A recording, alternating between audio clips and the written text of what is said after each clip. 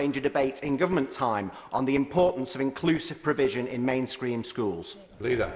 Well, I absolutely join him in congratulating Grange Community Nursery and Primary School in his constituency for their great work on inclusion and supporting children with special educational needs, a topic which we've had lots of discussion on this morning and I'm sure would make a great topic for debate. Adam Jogi. Speaker, 2 weeks ago today, after much anger and the worst stink possible, Wally's Quarry landfill site was closed by the Environment Agency. This is a victory for my constituents, all of us who live in Newcastle-under-Lyme. Notwithstanding any legal action and the loss of my voice, Mr. Speaker, for talking about it for so much, will the leader join me in paying tribute to all those who campaigned so hard to finally get these cowboy operators closed down? Leader. Well, can I congratulate him as well as those in his community for his dogged campaigning on... Look, we've got to stop this. The honourable gentleman has just asked the question and come straight in front of me. Second time in these questions. Leader. Well, can I congratulate my honourable friend, the member for Newcastle-under-Lyme, for his dogged campaigning to get this Wally's Quarry closed down in his constituency because of the actions of those who've been running it. He's raised it with me a number of times, and I'm sure that his constituents will be very grateful for the action that he's taken. Joe Powell. Thank you, Mr. Speaker. My right honourable friend will be aware of speculation of certain high-profile individuals seeking to interfere in our politics with their money and concerning examples from the last Parliament of opaque foreign funds finding their way here. Will the leader make time to debate and update our election laws to ensure foreign money stays out of our politics? Leader. Well, absolutely. He's right to raise this important matter, and he knows that it's clear that foreign donations to political parties in this country are not allowed, but the government does recognise the risk posed by malign actors who seek to interfere with and undermine our democratic processes, and I'm sure that the Secretary of State will want to continue to update the House on this important matter. I think we did really well. We managed to do it with a minute over. Great. Let the front bench change over.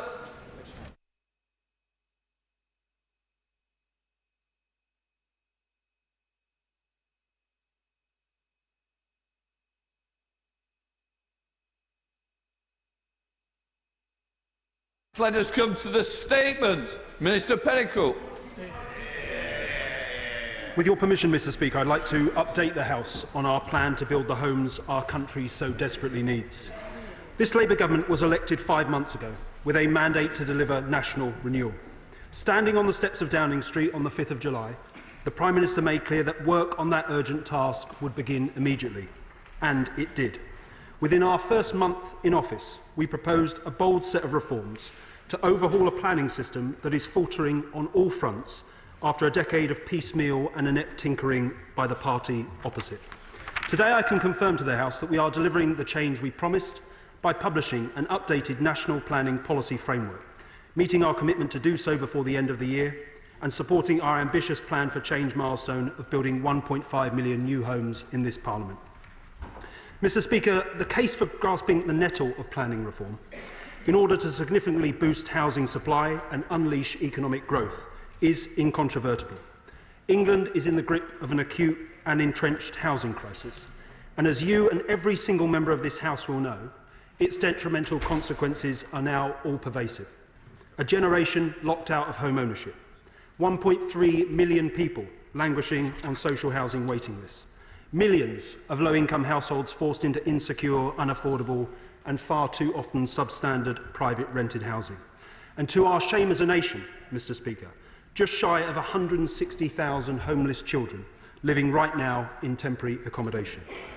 Our economy and the public services our constituents rely on are also suffering, because as well as blighting countless lives, the housing crisis is consuming ever larger amounts of public money in the form of a rapidly rising housing benefit bill.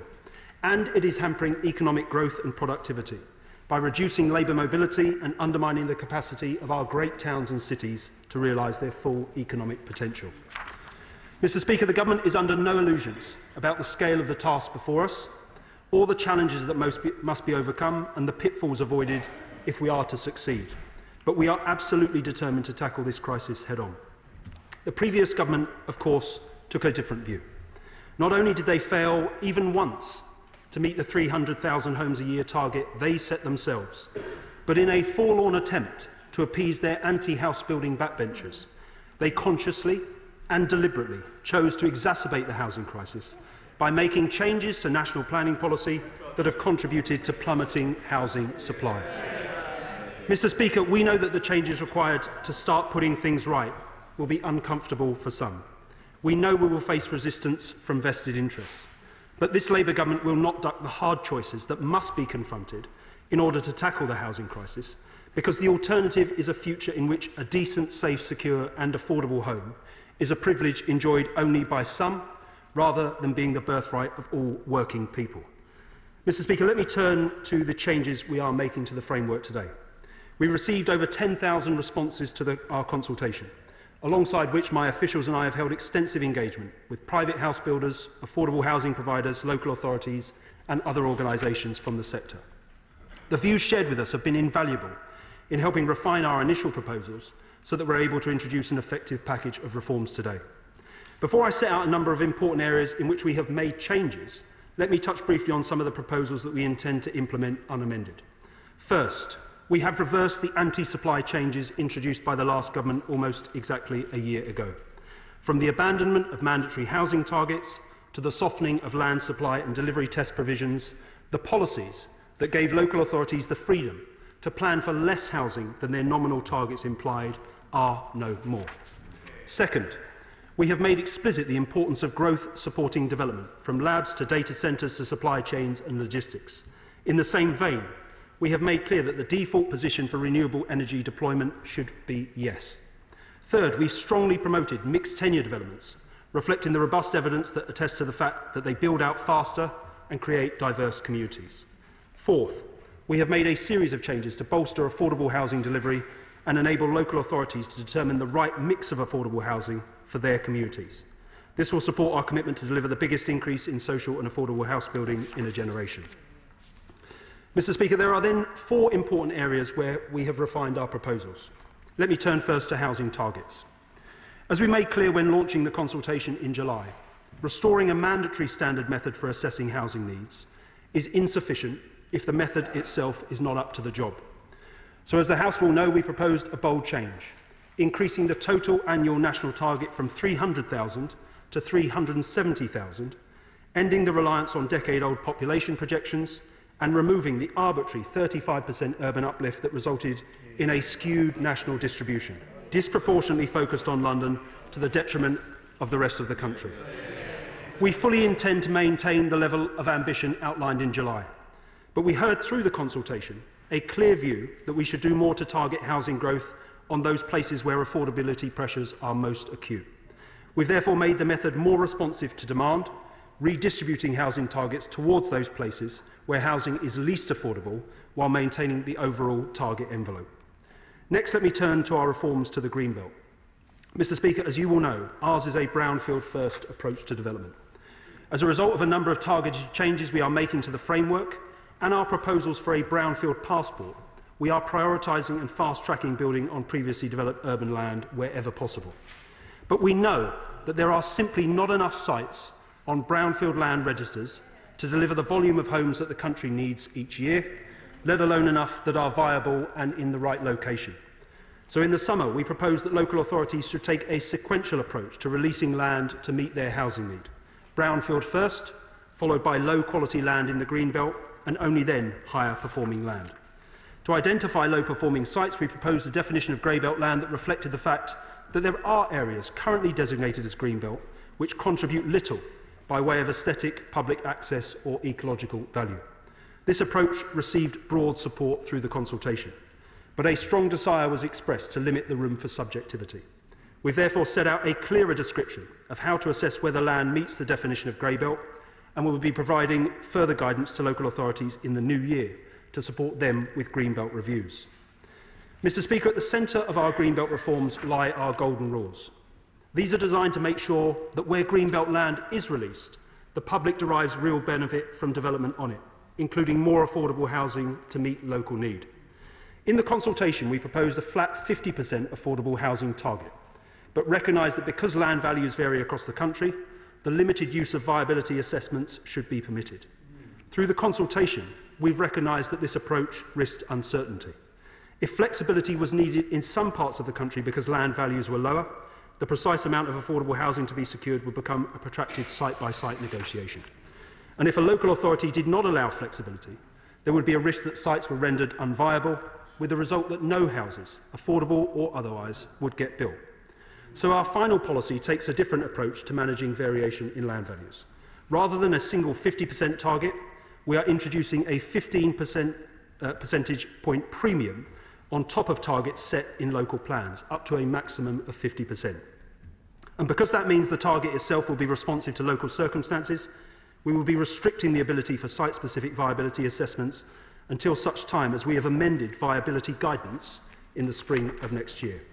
By privileging pragmatism over purity, the golden rules we are putting in place today will give communities the confidence that they will be met and will maximise the number of affordable homes delivered across the country.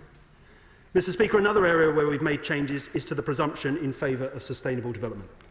The presumption sits at the heart of the National Planning Policy Framework and means that where a local authority has underdelivered or an up-to-date local plan is not in place, the balance of decision-making is tilted in favour of approval. We are determined to ensure that where the presumption applies, it will have real teeth. But at the same time, we are clear that development consented through it must be consistent with the clear requirements in national policy relating to sustainability, density, design and the provision of affordable homes. The changes we have made deliver on both these fronts. Finally, Mr. Speaker, in the consultation we sought views in respect of how our changes applied to local authorities at an advanced stage of plan making. Our proposed transitional arrangements aim to strike a balance between maintaining the progress of plans at more advanced stages of preparation while maximising proactive planning for the homes our communities need. The core of our proposal, that we only hold back a draft plan where there is a significant gap between the current proposed housing requirement and the new housing target, was well supported. However, we are making three changes.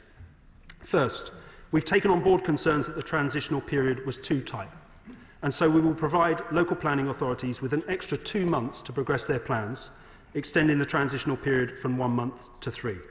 Second, and again responding to an ask we heard repeatedly from councils, the transitional arrangements will apply where the draft housing requirement in the plan meets at least 80% of local housing need, rather than the numerical 200 homes threshold we originally proposed.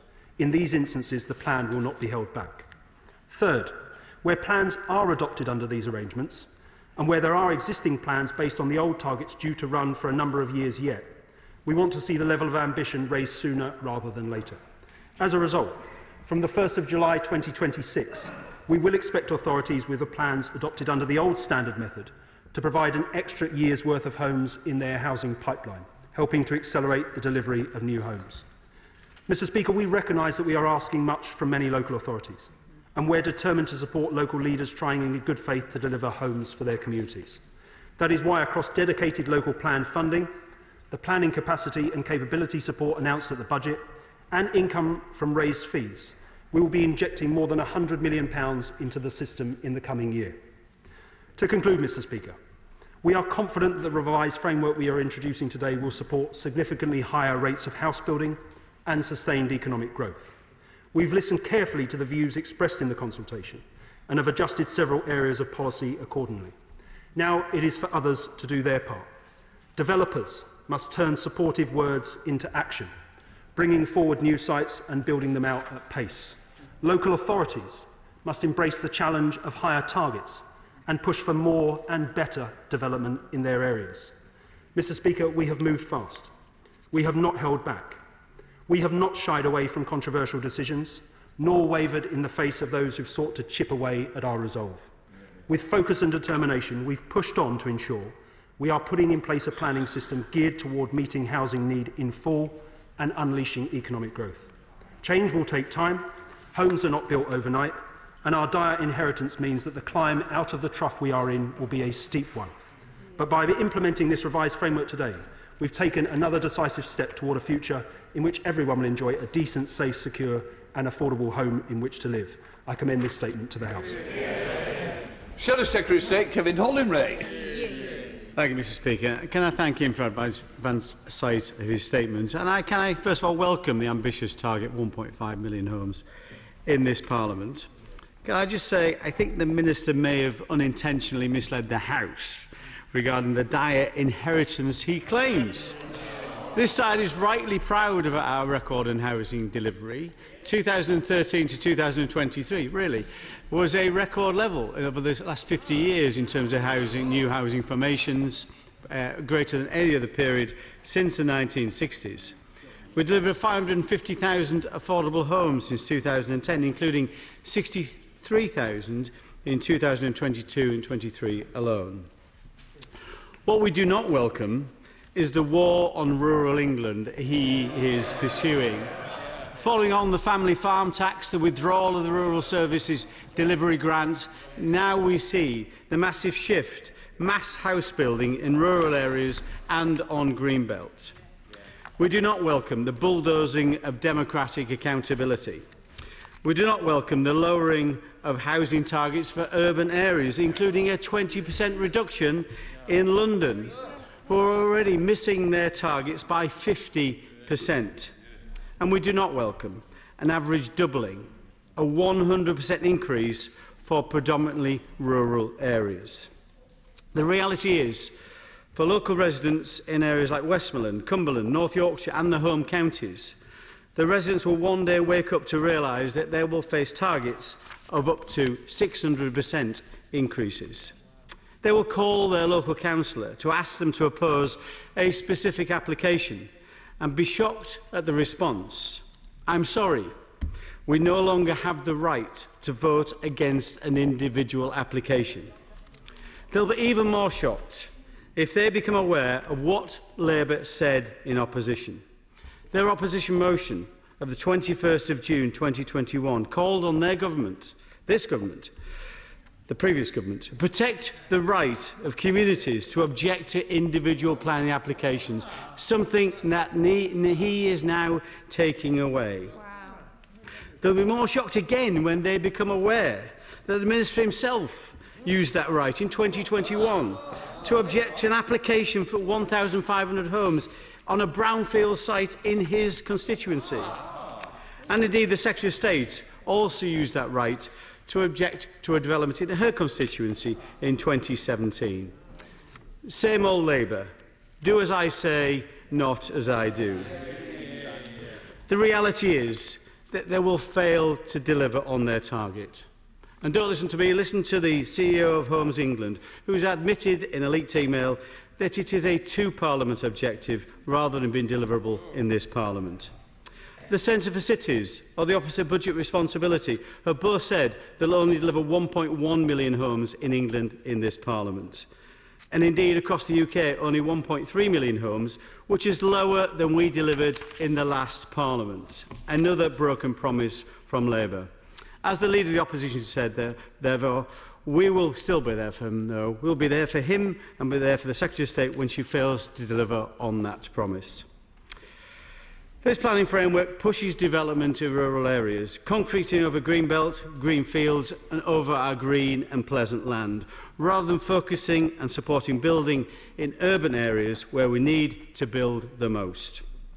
And to what end, Madam Deputy Speaker?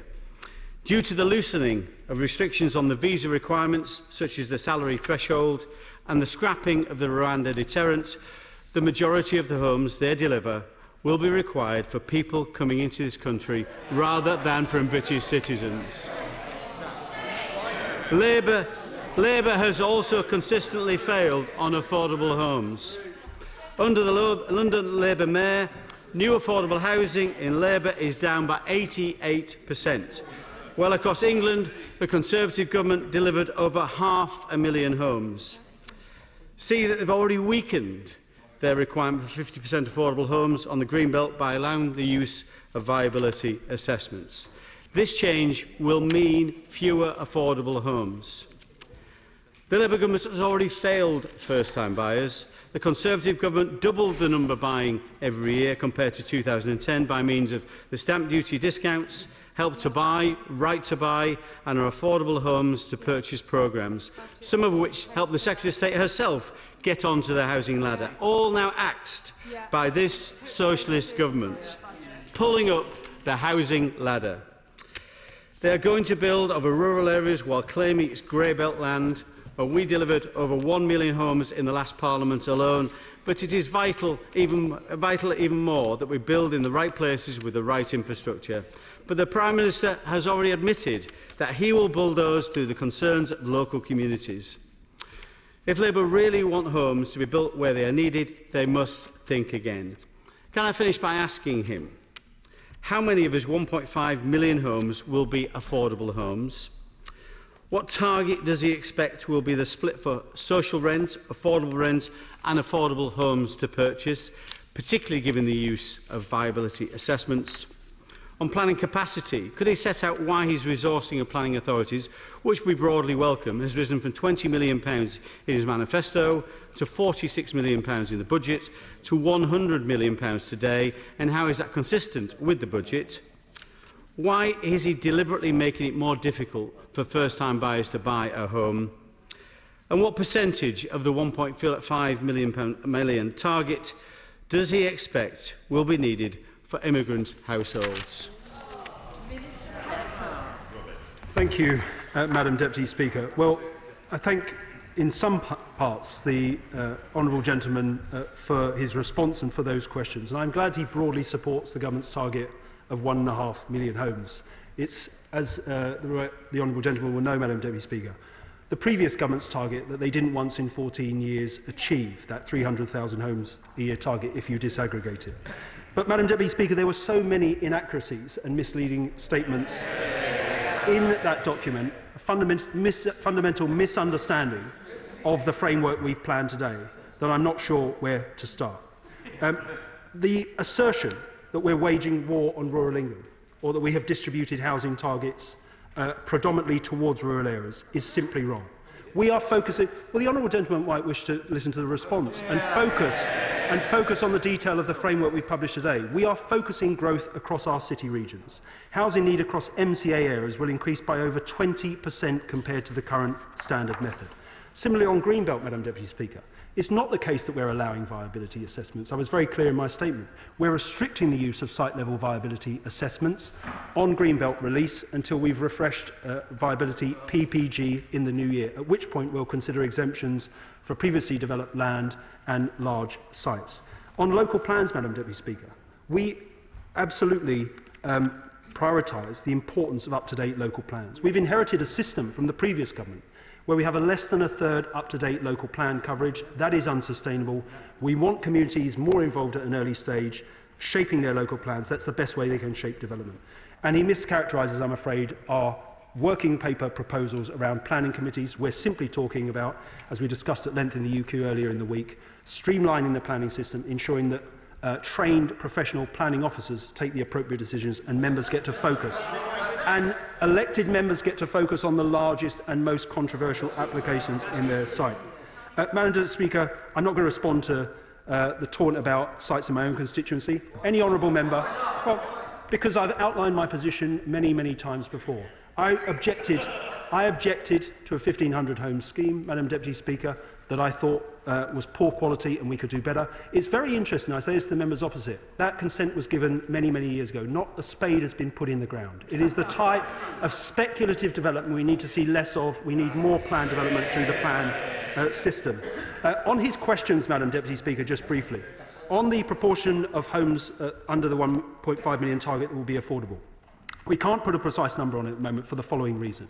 We expect to see many, many more social and affordable homes come through developer contributions. Our golden rules that apply to the release of lands through the Greenbelt will ensure that proportion rises, that 15% premium on local affordable housing rates. But affordable provision, as the honourable gentleman will be aware, is partly related to grant funding from government, and we'll set out details of future investment at that point in the next year's spending review, multi-year spending review, along with what the successor programme to the Affordable Homes programme looks like and the precise split between social, rented homes and other forms of tenure. But we've been very clear we want to maximise the delivery of social value homes. On planning capacity, Madam Deputy Speaker, details were already set out in response to the consultation. The 100 million figure I cited is the amount of support going in the round to local plan support, planning capacity and capability support and other things. On migration, Madam Deputy Speaker, he knows as well as I do that the majority of homes that developers sell in this country are to British nationals, that most parts of the country have local allocation rules in place and local residency requirements that means that non-British nationals can't access housing, that only those who are eligible for no recourse to public funds can do so. He knows those rules. He's scaremongering. It's beneath him. I know that the honourable gentleman doesn't really believe it, and look, the House believes it either, Madam Deputy Speaker. I call the Chair of the Select Committee, Florence Eshalabi. Thank you, Madam Deputy Speaker. I welcome the greater detail on the changes to the NPPF that the Minister has outlined this morning. And he's right, we do have to be bold. As he's outlined, the social housing sector is in crisis. At our recent evidence session on the Select Committee, he mentioned a figure of 160,000 children in temporary accommodation. Those children will be spending this Christmas away from their friends, away from their families. And for the Shadow Secretary of State to reduce this about immigration is wrong. Think about those many children who will be sleeping rough this Christmas. And it's about how we improve the housing and making sure we are building the right housing to help those children. We need more social housing to get people off our waiting list. And our councils are at breaking point, with developers, some of them, using a viability clause as a way of not delivering on that much-needed affordable homes that they've promised. And communities must be able to trust the planning process. So can the Minister please outline and assure that local councils will see a significant increase in the affordable housing programme next year to allow them to meet the government's target on housing crisis? Secondly, Madam Deputy Speaker, I want to touch briefly on the land classification outlined in the strategy, which could affect the way in which communities are able to shape those local developments. Too often we see disproportionate impact on high-end developments, which does nothing to help people get on the housing ladder. Is the Minister confident that the update to the NPPF will make sure that new homes also come with some of the improved developments, including schools, GP surgeries, and accessible things so that local residents can see tangible benefits in those developments coming forward in their local area? Well, I thank the Chair of the Select Committee for those questions and her broad support for the framework we've announced today. On social rented housing in particular, she's absolutely right, Madam Deputy Speaker. The record on social rented homes of previous Conservative government is absolutely dire. The figures speak for themselves. Not only did they not deliver new social afforded homes beyond anything beyond 10,000 units per year, they also engineered the decline of social housing and ran down our stock through various interventions, the slashing of affordable homes programme funding, the increase in the generosity of the right to buy discounts, which my right honourable friend, the Deputy Prime Minister, did not benefit from. We've returned it to the rates that she did access housing on that basis. But their record on social rented housing speaks for itself. As I've said in relation to future investment in affordable housing and social rented homes, we'll set out details in the multi-year spending review next year, but we do want to prioritise the delivery of social rented homes, given the important role they play in addressing the housing crisis and resolving the particularly acute end of that housing crisis in the form of temporary accommodation. On the NPPF more widely, I can give her those assurances that targeted changes to the framework we've made today will support the delivery of infrastructure. As I've already said, when it comes to the release of Greenbelt land, our golden rules will ensure we get a higher proportion of affordable housing, but also infrastructure and amenities and access to green space through that additional public benefit secured. Liberal Democrat spokesperson Gideon Amos. Thank you, Madam Deputy Speaker. Liberal Democrats support the provision of new homes. Somerset West and Taunton, in my constituency, under Lib Dem control since 2019, has approved thousands of new homes, to the extent that the town is now one of the fastest growing in the UK, 9% population growth to 2021, partly because it's such a wonderful place to live, Madam Deputy Speaker. And now Somerset is pioneering the first new council houses in a generation in parts of the county, many of them zero carbon. So we welcome the policy change on renewable energy, Madam Deputy Speaker, and we also welcome the extension in the transitional arrangements, although I would urge the Minister to consider, in exceptional circumstances, a 6-month transition rather than a 3 months, which I know members on a number of benches would wish to see on behalf of their authorities. But, Madam Deputy Speaker, trust in the planning system, like trust in politics, is not where it should be. As with bypassing planning committees, therefore, imposing housing numbers on councils is taking decisions out of the hands of elected councillors, which is taking decisions out of the hands of local people, and that is undemocratic, and we would reverse it. And trust in planning demands that our most precious green spaces people know are fully protected. So every authority should have the same level of greenbelt protection for its precious green wedges and green spaces in their areas.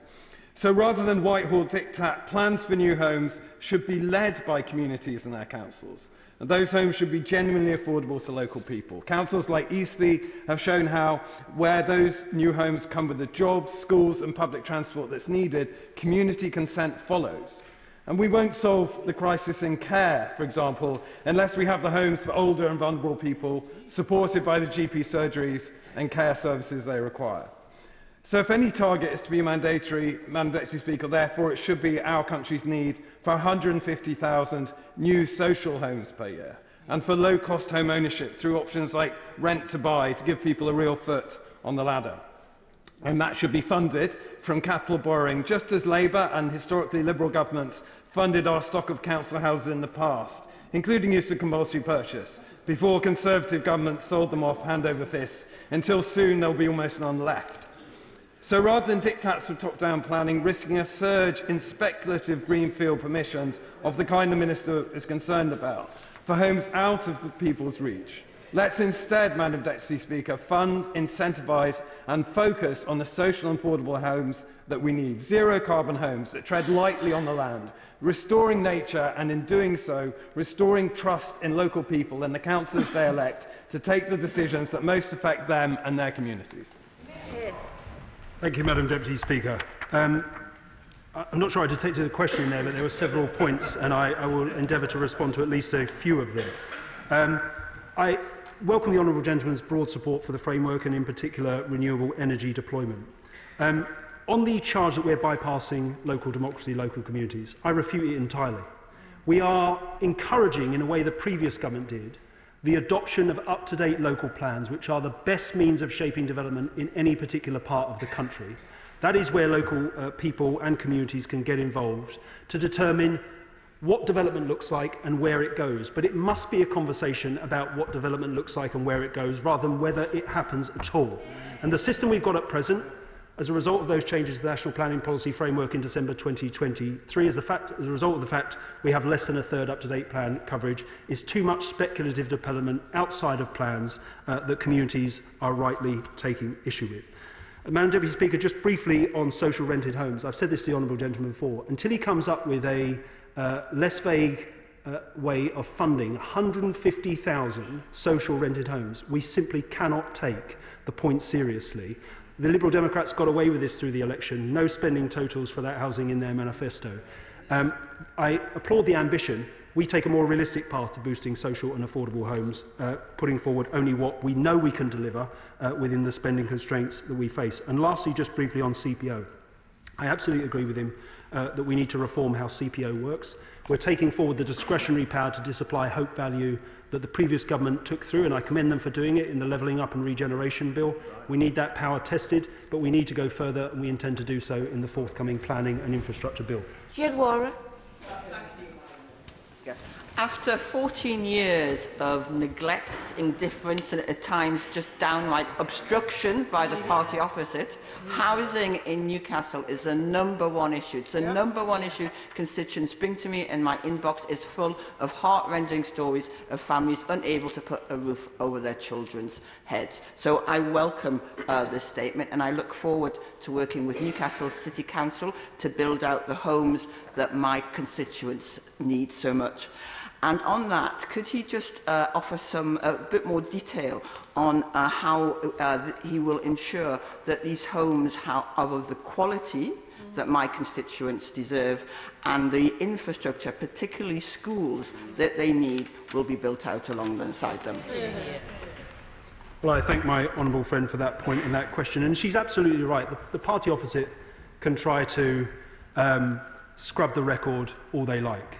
It speaks for itself. The so-called planning concern group in the last Parliament, I remember these debates very well, Madam Deputy Speaker, convinced the previous government to make changes to national planning policy that allowed local areas to plan for less homes than their target required. And what that has meant, Madam Deputy Speaker, is a rush of plans coming in under number, some of which we've got to undo by changes to this framework. On her question in particular, as I said, we are making targeted changes to the framework today to support the delivery of infrastructure provision. The government also supports essential infrastructure, particularly in those areas that are most unaffordable, through a range of spending programmes. But when it comes to infrastructure-led development and quality, which are changes to the presumption for sustainable development in the framework today support, we are absolutely determined that this is not just a rush to 1.5 million, regardless of what the units look like. They must be well designed, they must be quality units, we must have the infrastructure, amenities and services that communities need to thrive. Select Committee Member Gaga Mahindra. Thank you, Madam Deputy Speaker. As the Housing Minister will be aware, Three Rivers District Council, which has been Lib Dem control for many, many years, does not have an up-to-date local plan, and there is already a presumption for development. What will the Minister say to those councils that choose either not to have a local plan in place or are unable to meet the housing targets? Minister. Well, I thank the honourable gentleman for that question, and it's a very well-made one, because we are absolutely determined to drive up the coverage of up-to-date local plans. We want universal coverage. That is the way we get sustainable development that communities can have confidence in, because they've been able to shape it. Those areas which refuse to engage, we will take appropriate action. We're setting today a 12-week deadline for local authorities to come forward and tell us a timetable for how they intend to put local plans in place through various measures around the transitional arrangements and how this new 6-year housing land supply will bite. We think we can incentivise local authorities to come forward and put those plans in place. Where they don't do so, though, I say this, Madam Deputy Speaker, we won't hesitate to use the full range of ministerial intervention powers at our disposal. The previous government put deadlines in place and let them slip repeatedly. We will not make the same mistakes. We are going to ensure that up-to-date local plans are put in place so that we end the proportion of speculative, out-of-plan development that, as I said, communities across the country are rightly taking issue with. Select Committee Member Joe Powell. Thank you, Madam Deputy Speaker, and I welcome the statement, especially on affordable homes, after the dismal numbers under the party opposite. Those 1.3 million people on the waiting list deserve a voice in our planning system too, and I only wish the party opposite would recognise that.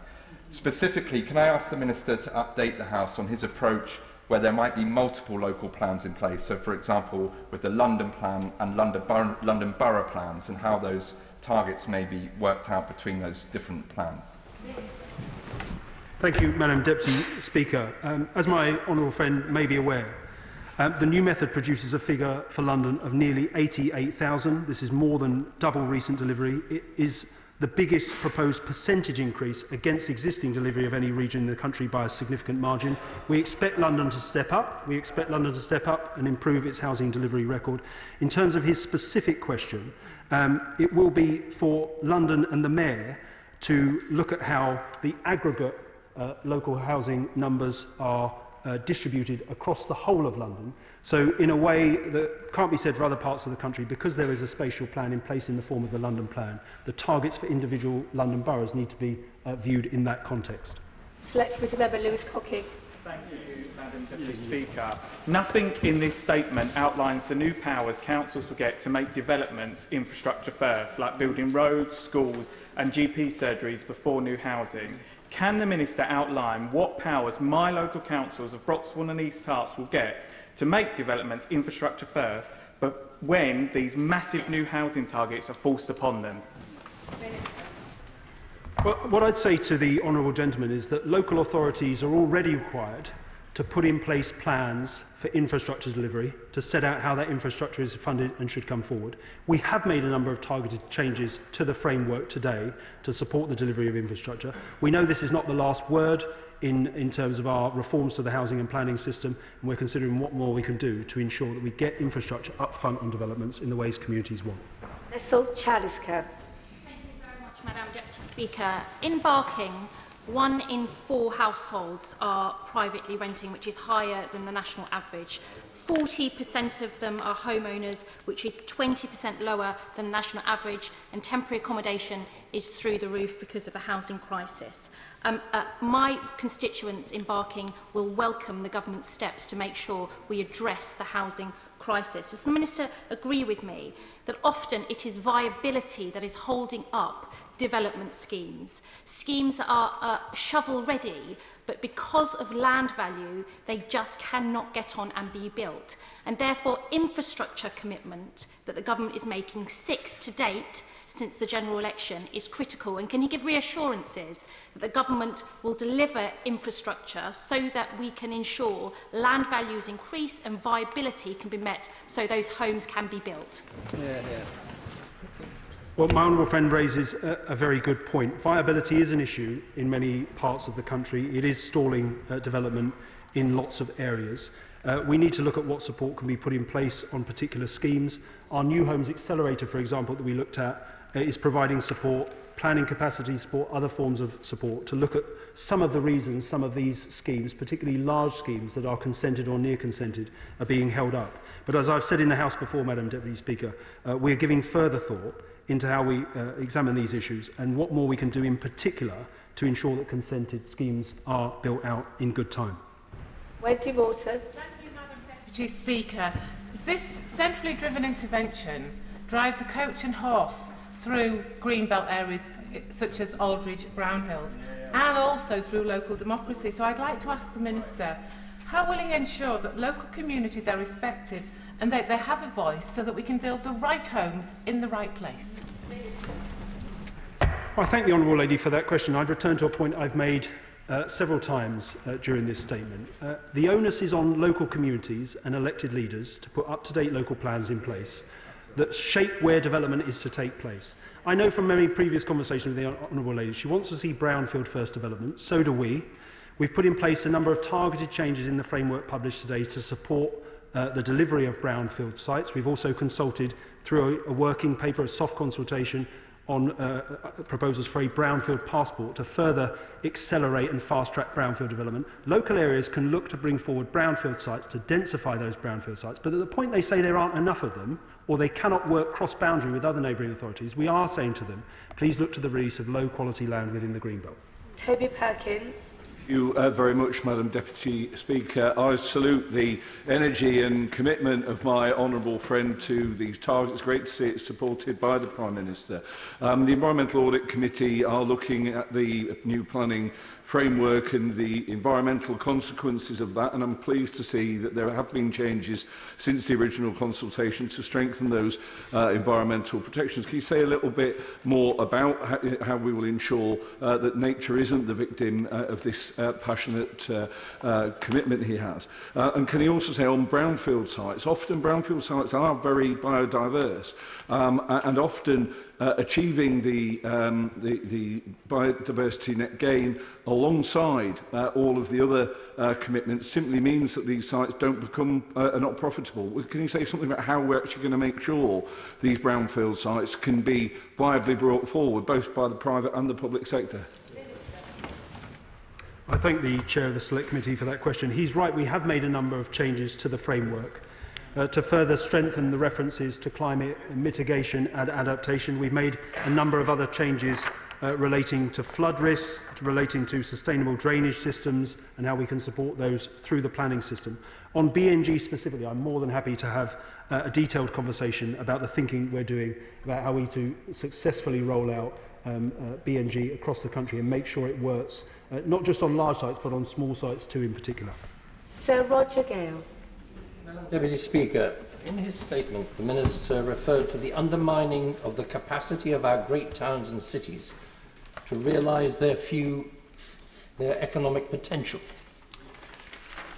Does he not realise that by effectively absolving the Mayor of London from his housing responsibilities, what he's actually doing is exacerbating the problem of inner London boroughs such as Lewisham and, dare I say, Greenwich and Woolwich and others, from using the green fields of Kent as a dumping ground for their housing problems?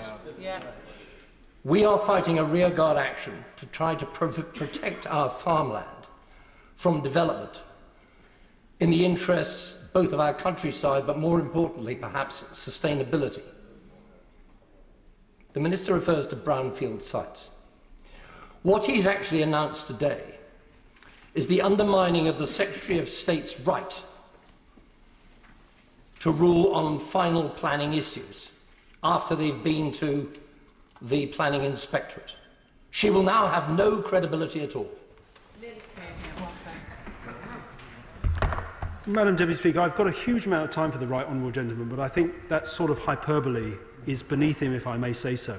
We're not absolving the Mayor of London of his responsibilities.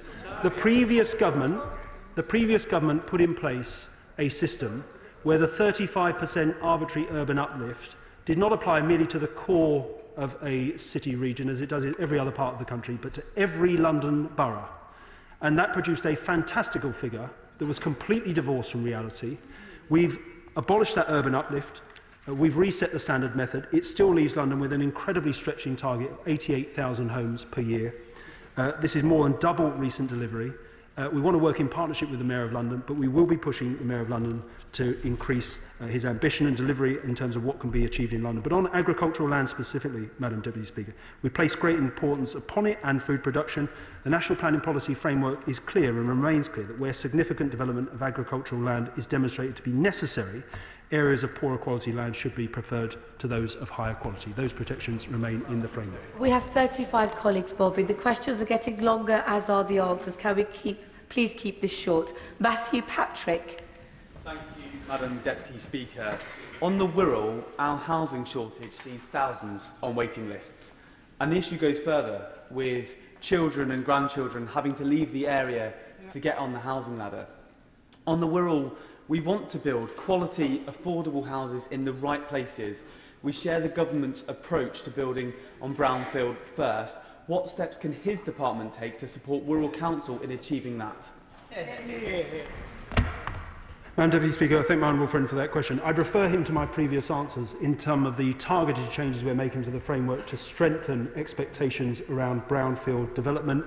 The proposals we're consulting on at a very early stage through a working paper on a brownfield passport, seeking to explore how we go further to prioritise and fast-track the development of that land. But absolutely, we want to work with local areas to look at perhaps where brownfield sites might be densified and how we can get them, the majority of development, where possible, through that route. Alison Bennett. Thank you, Madam Deputy Speaker. And I'd like to refer the House to my register of interests. Mid Sussex District Council has a local plan and it's well advanced in making its next local plan, which significantly got cross-party support from Conservatives, Green and the Labour councillor. We also have a design guide. We're delivering 1,000 houses a year, and last year that included 300 social and affordable homes. We are an example of what good planning looks like, and we're even investing in purchasing our own temporary accommodation. I'd like to invite the Minister to come to Mid Sussex and see what good planning looks like for himself. I'm afraid I won't be able to give one, Madam Deputy Speaker, because I will add it to the list of requests for visits that I receive across the House. But I commend her authority for the focus on quality and on good design. We want to see more of that come forward across the country. Clive Betts. Thank you, Madam Speaker. Just to declare my interest as the Vice President of the Local Government Association, and I welcome the commitment to overall house building targets. And you can't hit a national target without clear local targets. Particularly welcome the commitment to social housing. Would he confirm that's social housing and not affordable housing, which the opposition spokesperson mentioned? There is a very big difference there. But if we are going to concentrate on brownfield sites, viability there is lower. 1 of 6 contributions will be lower. Therefore, when he has conversations with the Chancellor, will he make the point that to deliver social housing and the numbers needed, she might have to reconsider the amount of social housing grant she provides? I thank my honourable friend for that question. He has real expertise in the area. We are making a distinction between social rented homes, the most affordable type of affordable housing, if you like, and we've sought to express that through a change to the glossary in the framework that separates out social rented housing through other forms of housing. He's right on brownfield delivery, Mr. Speaker, Madam Deputy Speaker. It does involve additional challenges. We're very cognizant of those, and we're exploring how the variety of government funds that support delivery of brownfield sites might be improved as we go forward. Bob Blackman. Thank you, Madam Deputy Speaker. The Minister has alluded to one of the challenges there is on planning permissions, namely that any one day there's something like 1 million permissions for new housing that are not built. Developers ration the supply in order to keep the price high. So will he consider, which I think he did in opposition, a principle of use it or lose it? Because what happens is developers will get permission, then sell it on, sell it on, sell it on, until viability means they can't develop it. But if the planning permission can be brought forward, or they don't use it in time, then actually we could get the houses and homes that people want. I thank the honourable gentleman for his question. He has great expertise in this area, like my honourable friend who asked the previous one. He will know that local authorities already have powers to issue a completion notice to require a developer to complete their development if it's stalled. To bring greater transparency and accountability in this area, we're seeking to go further and take the necessary steps to implement build-out reporting. But I am giving a lot of attention, I can assure him, to what more we might do on build-out, because developers have made commitments to increase the pace of build-out across the country. We need to make sure they follow through with that. I'll take an example with a short question, Barry Gardner. I congratulate my honourable friend on his statement today, and in particular the importance he's placed on the presumption in favour of sustainability and getting design of a development right. He's a champion for the natural world, and I'm aware that he is sympathetic to the need to include biodiversity measures in all new builds, such as swift bricks, which are an essential nesting habitat for the survival and recovery of cavity nesting birds. So would he provide the much-needed boost that they need for this declining population, which has sadly been placed on the critically endangered red list? And will he ensure that such simple requirements are not just in the NPPF, but are translated into the National Development Management Policy to ensure they have statutory weight? Thank you, Madam Deputy Speaker. My honourable friend will be pleased to know that we have added text to the NPPF to encourage the incorporation of features to protect threatened species, including swifts, but also bats and hedgehogs. We will consult on NDMPs, Madam Deputy Speaker, in the spring of next year. Thank you, Madam Deputy Speaker. In my constituency of Mid-Dorset North Pool, we're seeing a doubling of the size of the town of Wimborne, with new homes built on 3 sides right up to the Stour, which are pretty much out of reach of local people. But they come with no infrastructure. There was supposed to be shops included in one development. Developer claimed that they couldn't get filled, and so now we have another care home. And all the while, Aldi have now put a planning application in on a greenbelt site where everyone will now need to drive to it. What can the Minister do to force developers to deliver the infrastructure they promise so developers can't play the system? I thank the honourable lady for that question. There are measures in the framework which will help the objective she seeks. I share it. We are also committed as a government to strengthen the existing system of developer contributions so that we hold applicants to the promises they make as part of Section 106 agreements, and also arm councils to be able to negotiate with them in the first place. Jessica Toll. Thank you, Madam Deputy Speaker. My local authority area, BCP, submitted its draft local plan in July for examination, but under the new targets, it has planned for only 53% of its housing need. So can my right honourable friend elaborate on the steps government will take to work with local authority areas at this stage to make sure they fill that significant gap? Minister. I thank my honourable friend for that question. In the consultation, the formal government consultation the formal government response to the consultation, which will be published at the end of this statement, we set out very clearly how we're dealing with local authorities in advanced stage of plan preparation, those that will meet that Reg 19 stage, those that don't, how we help those who do have up-to-date plans top up their housing supply so they come closer to the new standard method. But I absolutely share her wish that her local authority takes steps to close that gap. Sir Bernard Jenkins. Speaker, will the Minister reaffirm the principle of infrastructure first in order to get homes built? In Tendring and Colchester, we're planning to build the 9,000 home Borders community project, but that can only go ahead if the A1331 is completed, and it has to be funded. Well, I thank the honourable gentleman for his question. I support the objective, absolutely.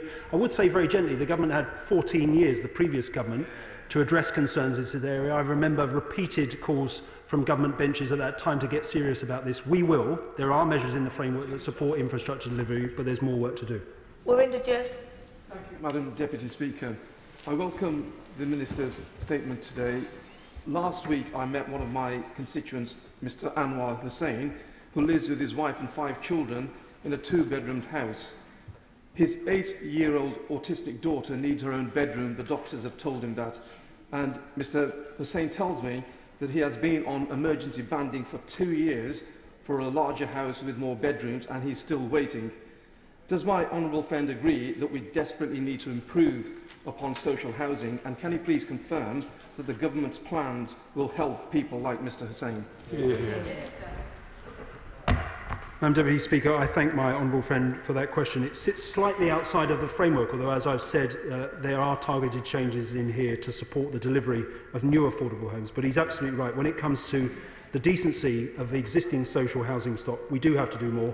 We'll be consulting on a new decent home standard in the new year, as well as introducing AWAB's law to clamp down on the most severe hazards. Neil O'Brien. Thank you, Madam President. The new housing targets for Harborough increase it by 40% and for Erdby and Wigston they double it. And yet we can see that the overcrowding problem is worse in our urban areas, and we can see that the gap between population growth and housing growth is worse in those areas too. We can see the environmental arguments for it too. And yet the Minister today has announced that the new target for London is about 11% lower than the old one. And we saw that in the original round of numbers, Nottingham was down 21%, Birmingham and Leicester were down 31%, Coventry was down 50%. Can the Minister tell me what the numbers are for the cities in the Midlands now? Are they all still going down, even as our targets are going up? I thank the honourable gentleman for his question. I think he slightly misunderstands the situation with urban authorities. The housing targets are going up across metro areas. The cities, we've dropped, as I said, Madam Deputy Speaker, we've been very clear about this, the arbitrary 35% uplift introduced by the previous government that bore no relation to housing need. Metro area targets are going up. He will find out, in terms of the specific targets that have been produced by our redistribution of the formula within that envelope, what the new numbers are for his 2 local authorities. Adam Jogi. Thank you, Madam Deputy Speaker. I listened to the Minister on the radio this morning, and I've listened to his statement today, and I welcome his comprehensive steps to tackle the housing crisis. But I do want to say, Madam Deputy Speaker, that whilst I work with colleagues across the House, and those opposite will know that I did think the Shadow Minister's speech was beneath him, and that's not the kind of gutter politics we should be engaging with. And now, that said, I must say to the Minister that as we seek to tackle the crisis, we must do things with people, not to them. And so can I gently say to him that communication and engagement is going to be vital to getting this right? And can I invite him to confirm from the dispatch box for constituents in Newcastle and Line that productive agricultural land will not be the default in his brownfield first approach to development? No, as I made clear in response to the right honourable gentleman earlier, the approach to agricultural land, as set out in my response, remains the case. Ours is a brownfield first approach. We want to maximise delivery on brownfield first wherever possible. Only when that type of delivery can't come forward, where brownfield sites cannot be densified, where cross-boundary strategic cooperation of the kind we intend to introduce is not possible, are we asking local authorities to review their greenbelt with a view to identifying and releasing the lowest quality, poorly performing land within it. Sir John Hayes. Thank you, Madam Deputy Speaker. The honourable gentleman is a thoughtful and diligent minister who I know shares my disdain for the identikit, soulless, ubiquitous housing estates that have been built during his lifetime and mine. So in welcoming the NPPF's commitment, and I quote, to design codes that provide local frameworks for creating beautiful and distinctive places, will he write to every local authority, making it clear that design is a key planning determinant, an absolute salient, and will he also write to the planning inspectorate to ensure that when local authorities turn down an application on the basis of poor design, the inspector will back them up? I thank the right honourable gentleman for his question. Well-designed places do remain at the heart of planning policy. There's an entire chapter of the NPPF, as he will know, that remains devoted to well-designed places. And the changes we're making to the presumption today will ensure that when it comes to national policy on design, those expectations need to hold in the balance of decisions that the planning inspectorate make. But there's much more we can do outside of policy. In the new year, my department will bring forward updates to the National Design Guide and National Model Design Code. And as part of those changes, we will certainly make clear our expectations when it comes to what local authorities can do in this area to improve quality and design. Chris Curtis, who I should have called earlier as you're a select committee member. My apologies. That's okay. Thank you, Madam Deputy Speaker. Thanks to the failure of the party opposite, Over 150,000 children are going to be waking up on Christmas Day this year in temporary accommodation. I have to say, if that is a record to be proud of, I have absolutely no idea what would make the members opposite feel any shame. But can I get two reassurances from the Minister? Firstly, that we won't see chopping and changing because business needs certainty. So we won't see the chopping and changing that we've seen from the party opposite, and we will stick by these policies. And secondly, it's not just about the planning rules, it's also about capacity within our local councils. So can he please tell us what he's going to do to speed up the process of getting more planners into our planning committees, into our local councils to add capacity to that system? Thank you. Thank you, Madam Deputy Speaker. I thank my honourable friend for those questions. We do need consistency in terms of national policy. We had too many changes to the national planning policy framework under previous governments. It's our intention for this to be the big change in terms of substantial policy development. There will come a point next year, Madam Deputy Speaker, when we look to consult on NDMPs, where we have to make changes to the framework to account for the evolution of those. But as I said, this is the big changes we intend to make, and for them to hold and be delivered upon through this Parliament. In terms of local planning capacity and capability, I made reference in my statement to the £100 million worth of funding in total that's being injected into the system, in particular as part of the transitional arrangements to help those authorities who will fall foul of the requirements set out in the framework today. Richard Tice. Thank you, Madam Deputy Speaker. As a former house builder, I know some of the challenges about viability. And I welcome the Minister and the Government's focus on affordable housing targets, viability assessments.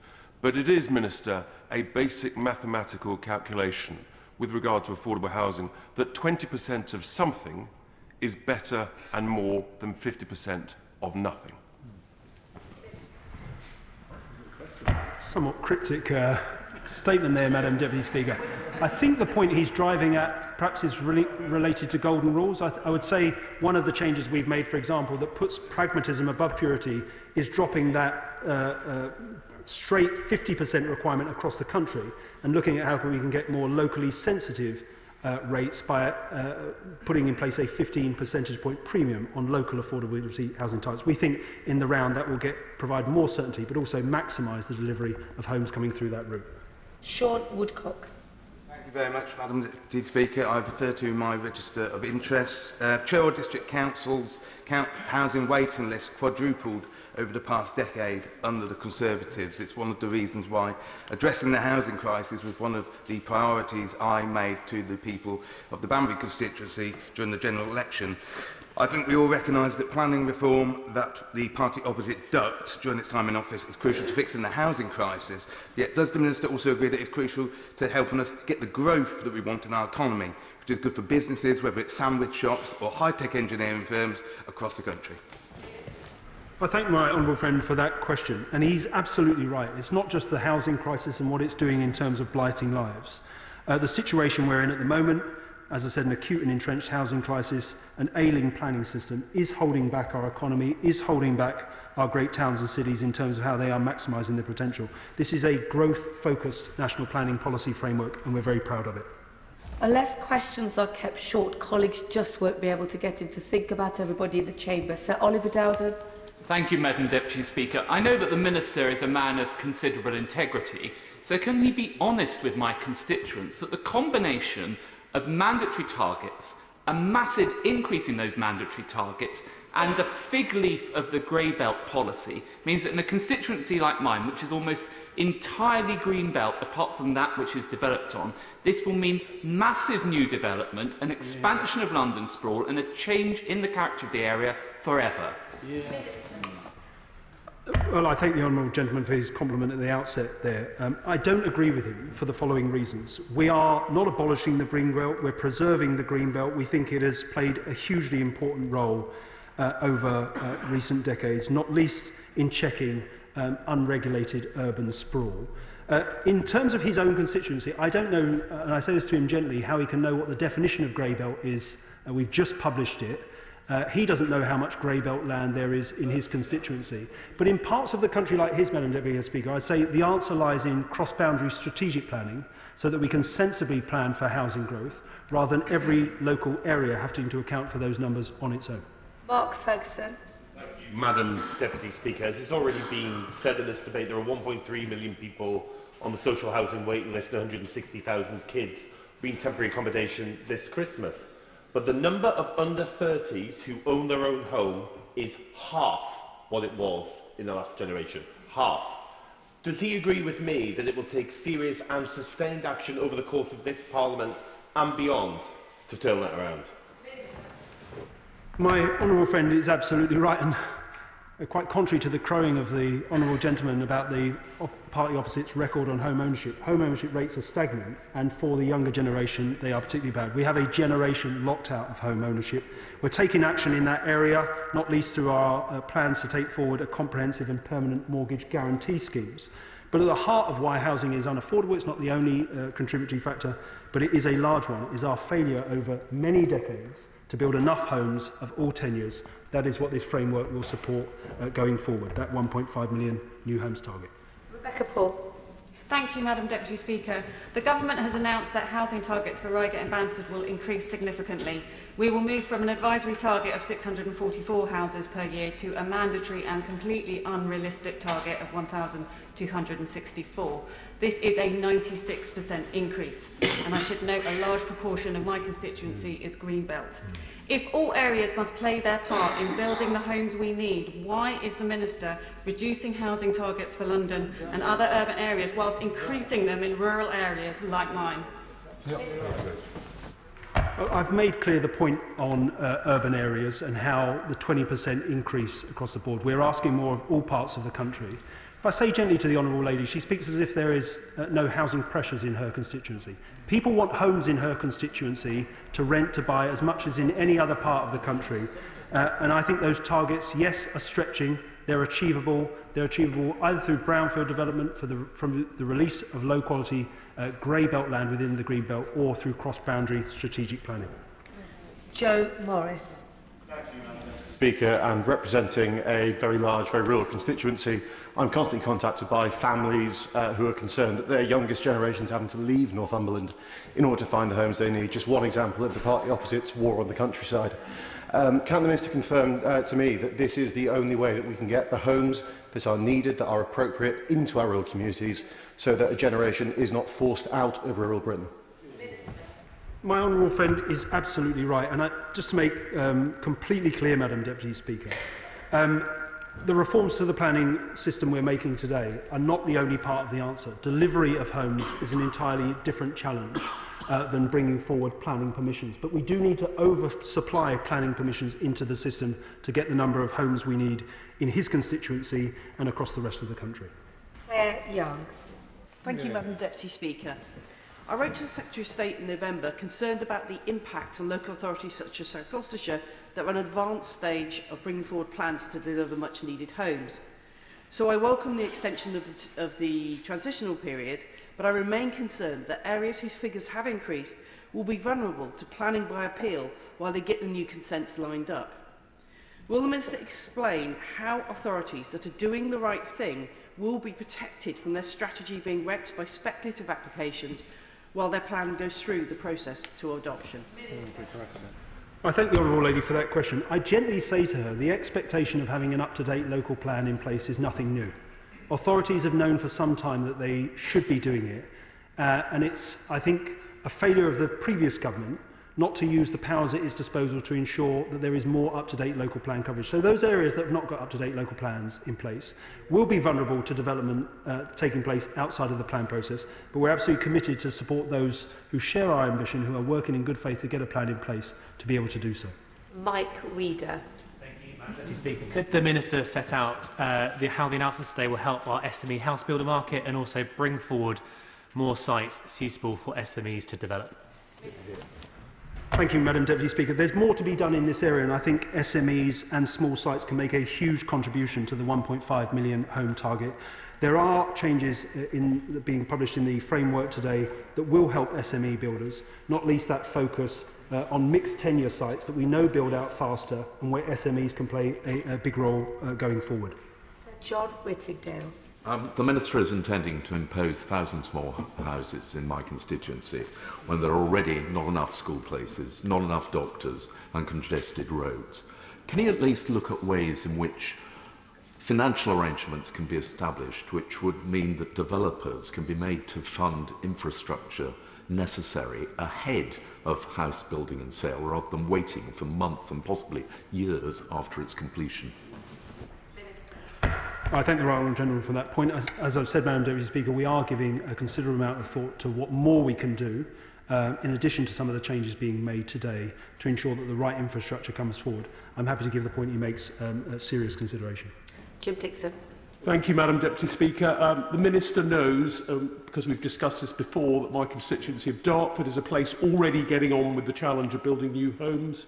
Ebbsfleet Garden City, the first garden city in 100 years, aims to build 10,000 new homes over the next decade, with 50 new parks and open spaces, as well as a network of green corridors. And I'm delighted that the Minister's confirmed he'll be visiting shortly. What I would like to know from him, if possible, is what more we can do to up the levels of affordable and social housing in new developments like Ebbsfleet, so everyone has the chance to live in them.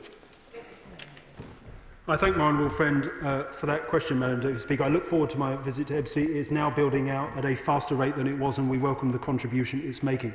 I've already referenced the changes we intend to make to strengthen the existing developer contribution system to get more out of Section 106 agreements. There is more we can do in this area, and of course, as I've already referenced, government investment into affordable housing will bring forward more details in the spending review next year.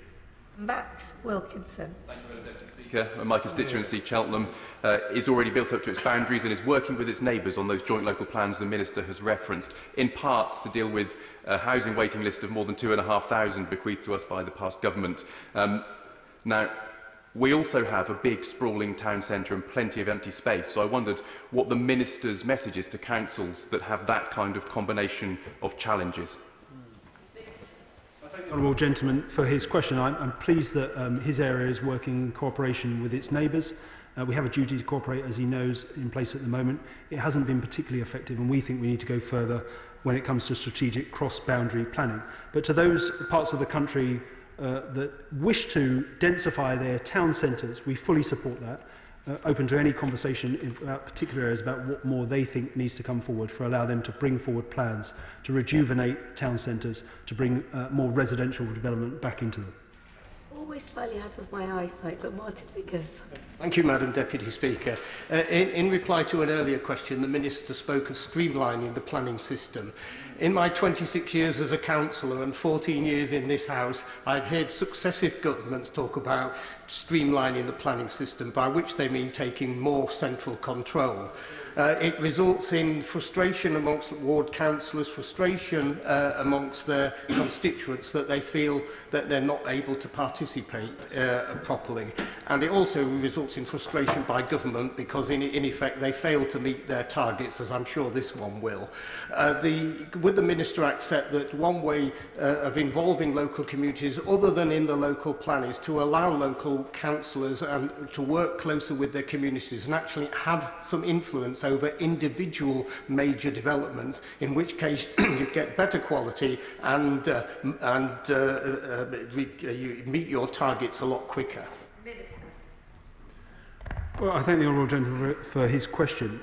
Where appropriate, of course, local councillors, along with advice from trained planning officers, should have a say on major applications, outline applications. Some of the proposals we're asking for views on, and we're asking for nothing more than views at an early stage, Madam Deputy Speaker, on a working paper, is ensuring that we get planning officers taking the right decisions, using their expertise, and members focused on the largest and most controversial development. I don't know whether the honourable gentleman has ever sat on a planning committee, but can he say hand on heart that every reserved matters application, as technical as some of them should be, should come to full planning committee? We think there are ways to streamline the system that don't involve the removal of local control, that adhere to that plan-led system philosophy that we take forward and value very much.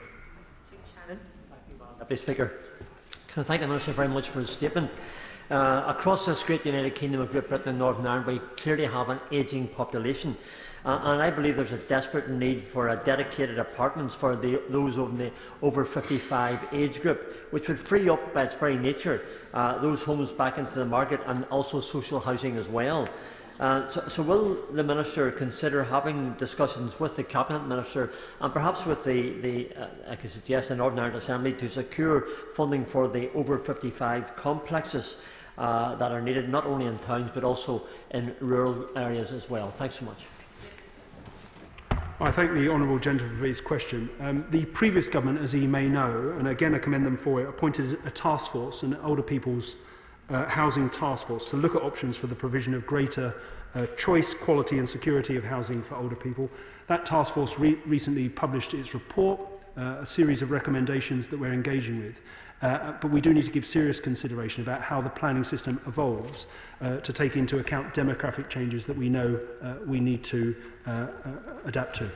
Thank you, Madam Deputy Speaker. May I suggest to the Government that this subject really warrants a full-day debate, not just a statement Q&A. But for now, may I just ask one straightforward matter? Can I ask again that he look carefully at the relatively small number of places, including East Hampshire, where you have a planning area which is part in and part out of a national park?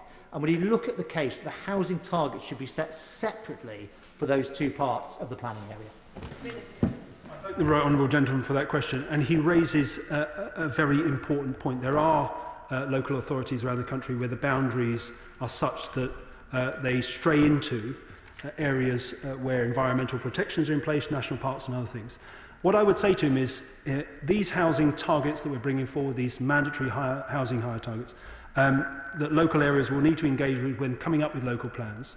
Those local plans will be tested by the planning inspectorate to see whether there are hard constraints of the type he speaks to, and therefore whether a plan is sound on that basis. So hard constraints will still be taken into account in the development and examination of local plans. James Wilde. Thank you very much, Madam Deputy Speaker. And in an earlier answer, the Minister confirmed the Government supports an infrastructure first approach. So will he work with colleagues in the Treasury and Transport Department to ensure approval of A10 West Winch Housing Access Road funding, which is essential to unlock thousands of homes which are in the local plan on the edge of King's Lynn? The honourable gentleman's request has been put on the record, and I'll make sure my ministerial colleagues are made aware of it. Ever patient Ben Oxyjective. Thank you, Madam Deputy Speaker. The Prime Minister and Deputy Prime Minister today launched the NPPF in my constituency of Huntingdon at Alconbury Weald. But this development was planned and built under the previous government, and phases 2 and 3 will see a further 4,000 homes. Significant brownfield development at scale, but nothing to do with the revised NPPF. It's a shame the Deputy PM didn't travel the extra couple of miles down to the Envar Medical Waste Incinerator approved by the Minister on her behalf against local wishes a couple of months ago. But the Minister talks about guaranteeing infrastructure, and when I asked the Government about a new East Coast mainline station to support the 6,500 homes at Alconbury Weald, the Government fobbed me off with talk of an internal review. So how will the NPPF unlock the infrastructure that large developments desperately need? Madam Deputy Speaker, I would refer the honourable gentleman to my previous answers on that point. Well, no doubt the Minister's been in the Chamber for well over an hour, and he'll know the strength of feeling towards this subject because it's taken so long to talk about building homes. I'll give the front bench a short moment to swap over very quickly for the next statement.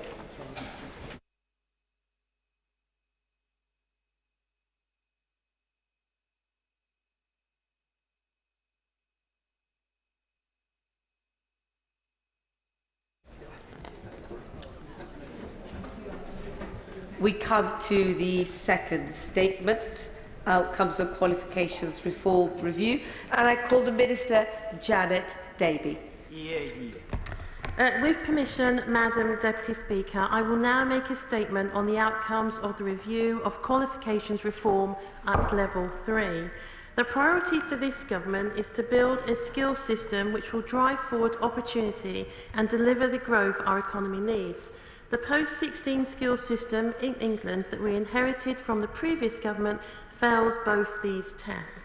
In particular, the qualifications landscape is too confusing and fails to provide the clear routes to success needed by learners and employers.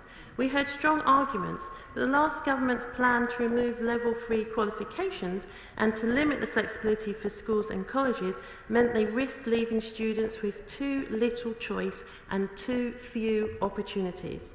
This year, we paused the defunding of qualifications and have undertaken a review for those qualifications to have funding removed, to see where we need to retain alternative qualifications, such as applied general qualifications or BTECs, and to consider how long we will need to keep them in place. We undertook extensive stakeholder engagement delving into the detail of qualifications with employer representative bodies, colleges, practitioners, awarding organisations and industry experts. We recognise that certainty is very important to education providers, to students and to their parents and indeed guardians.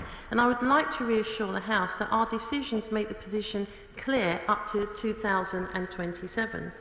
We're clear that students deserve high quality qualifications that meet their needs and that we must continue to develop and improve qualifications so that they provide for the needs of students and employers. The curriculum and assessment review will be taking a view on qualifications in the long term as part of the wider consideration of how we prepare all young people for life and work. But there are some areas where we need to act in advance of its recommendations.